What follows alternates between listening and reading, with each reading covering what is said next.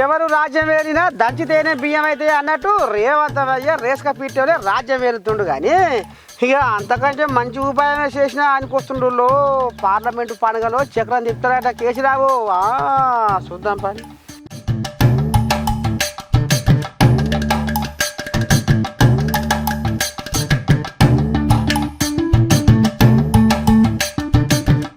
అసలు నేనంటే ఏందనుకుంటుర్రు? నేను తలుచుకుంటే దొంగలతోటి దయ్యాలు తిరుగుతట్టు చేస్తా. అర్థమవుతుందా నా సంగతి? దేవలం మింగేవాడికి ధ్వజస్తంభం లొటలొట అన్నట్టు మీ బొల్లి కూతల తాటాకు సప్పుళ్లకు నేను భయపడా.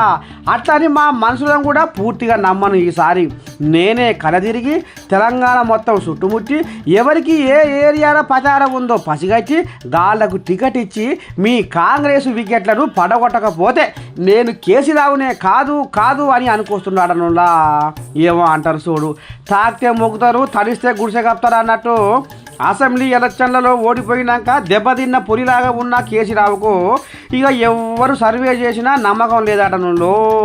ఇక అందుకే ఆయనే మారువేషంలో ఊర్లు తిరిగి ఎవరికి ప్రచారం ఉందో గా లీడర్లకే టికెట్లు ఇచ్చి పార్లమెంటు ఎలక్షన్లలో పలుకుబడి చూపెట్టుకోవాలని ఉపాయం చేస్తున్నాడనులా కేసీరావు అని ఈ రకంగా చెప్పుకొస్తున్నారు కార్యకర్తలు. చూసిన ఆరులా దొలుపుడు ముద్దకు నలుపుడు కారం అన్నట్టు మరి కేసీరావు ఆలోచనకు ఇటు కాంగ్రెస్ వాళ్ళు అటు బీజేపీ వాళ్ళు ఇంకా ఏం ఎత్తులేస్తారో ఏం కథో చూద్దాములా ముంగల పోయి. ఎట్లకైనా కేసీరావు ఉపాయం మాత్రం భలే ముందులో.